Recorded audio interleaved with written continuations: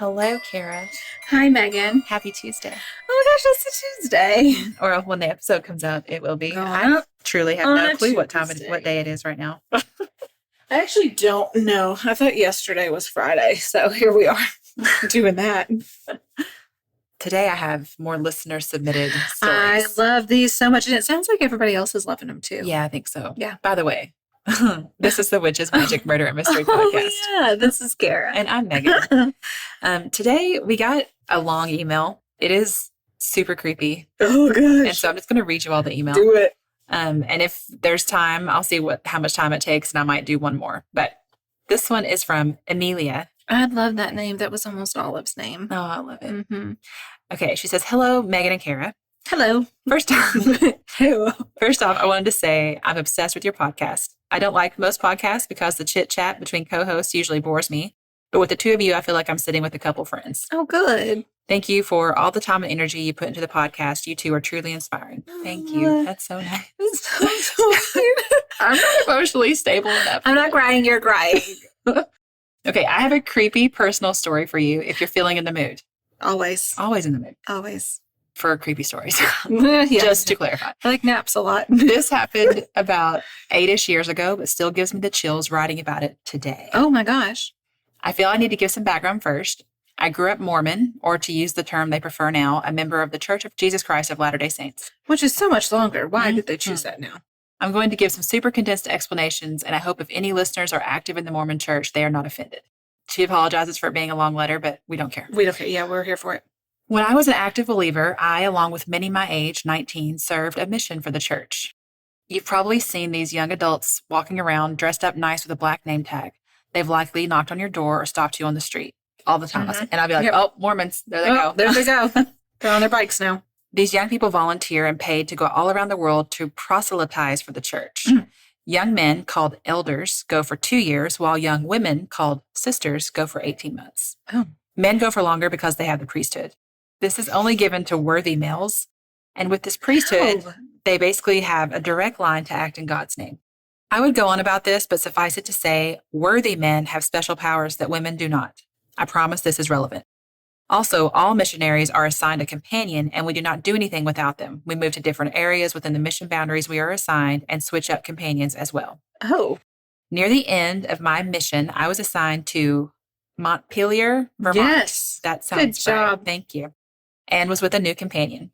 Soon after getting to the area, one of our neighbors, we lived in a small apartment complex, asked us to come bless their apartment.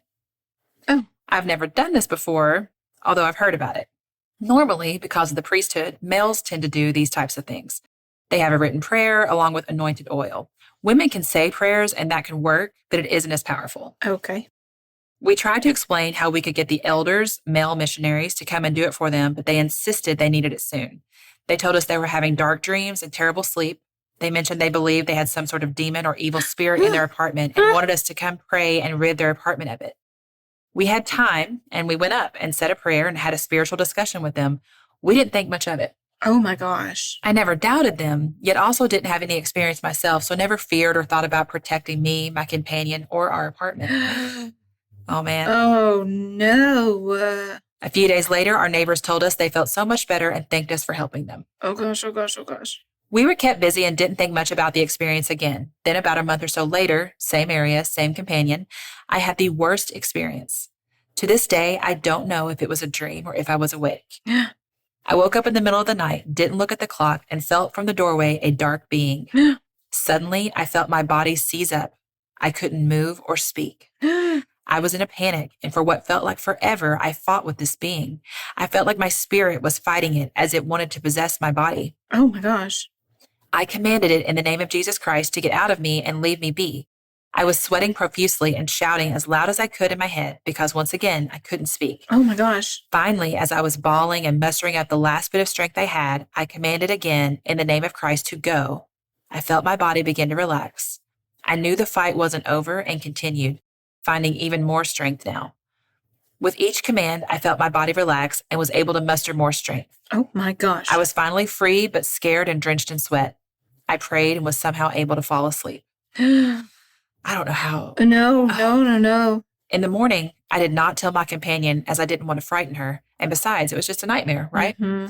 We went through our day and I put the dream out of my mind. She put dream in quotation marks. Right. I slept fine the next night and felt I had moved on from the previous night's nightmare. Oh gosh. The next morning, as I was driving us to our first appointment, my companion was writing in her journal. I asked what she was writing about, and she said, I had the worst nightmare last night. My heart skipped a beat, and I asked her to tell me about her dream. She was hesitant, but I insisted. She then proceeded to tell me how she woke up in the middle of the night feeling there was a dark being in the doorway of her room. Oh my gosh. Then her body seized up. She couldn't move or speak. She then told me about how she felt the being was trying to possess her body, and she fought with it and commanded it to leave her alone in the name of Christ. She explained it felt like forever fighting with this thing, but once she got it to leave, she prayed and was able to go back to sleep. Oh my gosh. I was completely freaked out now, obviously. Well, yeah. I don't remember writing it down, and I definitely didn't tell her about it. I then pulled over and told her that I had the same dream the night prior to her dream. We both freaked out. We say a prayer and then continue on with our day. We couldn't be late for our appointment. Oh my gosh. I've been like, excuse me, I'm calling in sick to my life. I Thank you. cannot do this anymore. We didn't know how to process the events and didn't want to tell anyone either, as we'd expect them to think we're crazy. Neither of us connect the dots with blessing our neighbor's home yet. Oh no. This part, I'm unsure if the events are connected to our visitor, but it sure added to our paranoia. Later that day, we go visit a couple we were teaching and brought with us a member from the area. It probably doesn't matter, but for context, this couple was currently working at and living in a hotel. As the member was saying a prayer to begin our lesson, we hear a bang and glass break. At first, I thought someone was shooting through the window. As I look over, I see a glass jar full of water explode, or at least they claim it was water. As we get up to help clean up the glass, my companion lets out a little squeal. There was a dagger-shaped shard of glass in between her and I, about the size of a hand. We were the furthest people from the glass, and all the glass seemed to stay on that side of the room. The rest of the lesson seemed to go well, although both of us were completely on edge. Well, yeah. Next, there's more. What? We had planned to stop by a few people's homes to check in and see how they were doing. We get to the first place, an apartment building, and the parking lot is extra dark. This is winter in Vermont, so it gets dark early. We both feel uneasy going into the dark, not sure if the being was there lurking or if we were just highly on edge. We decided we needed help. We went to our church building and ran inside. Once inside, we called the elders. Keep in mind, these are male missionaries, and they're 19 to 23. So you call them elders, but they're their age. Yeah. And told them a brief story and asked them to come give us priesthood blessings. These are common in the church and can be for comfort, protection, healing, or guidance. They come and give us both blessings, and while it felt good, both of us didn't want to return to our apartment. Oh my gosh. As we were talking and giving more explanation, we decided to have them come with us to bless our apartment, their written prayer and anointed oil. Since the rules of the mission is that we can't all be in the same room alone, this is for legal and ethical protection, the elders go into our apartment and me and my companion wait outside the door. As we stand there in silence, I suddenly see lights of a few cars blink. At first, I thought someone was playing with their key fob. Nope. When I noticed it went from the car in front of us and down on a path leading to the woods nearby. The second car to blink was ours, and I had the keys in my hand. That freaked us out even more, but it also felt nice having a visual of seeing it leave. So it's like the lights leading away from them. The next day, we both woke up feeling refreshed and realized we had been tired and had a slight headache for at least over a month. Oh my gosh. Then that's when we connected the dots to our neighbors and realized when we blessed their place, we must have inadvertently sent it to ours. After this, we noticed we had a lot more energy, were less irritated, and generally happier. Oh my gosh. It almost reminds me of the episode about sleep paralysis, but it's creepy. We both had the same dream once, but on 2 consecutive nights. Plus, seeing the lights flash when I know I'm awake can't be a coincidence. That's true. They were awake for sure. Right. Before this, I never really believed in the supernatural and always was skeptical of other stories. At first, this experience strengthened my belief in God, but now it opens my mind to view that there is so much we cannot explain. Oh my gosh. I hope you enjoyed my story. I love you two so much. We sure did. We really did. Wow. I mean, wow. Oh, God, religious stuff creeps me out so much. Yeah. Like, ghost stories are one thing, but demon stuff? Oh, possessions. It's like, whoa, that stuff feels just too much. Yeah, it's so scary. Okay, I think we've got time for another one. Okay. Hello, ladies. My name is Lily. Yes, you can use it. And I'm writing from Nashville, Tennessee. Oh, fun. One I of my love favorite places. Oh, my gosh, Nashville's great. I love the podcast so much and love hearing it every week. Thanks. This story is about the time my family visited Estes Park, Colorado, and I got to visit the famous Stanley Hotel. Ooh. That's the Shining Hotel. So everyone around me knows how much I love all things spooky, so this was on my list of things we had to do while on vacation. Oh, how fun. Do you want to go to that hotel? Let's do it. No.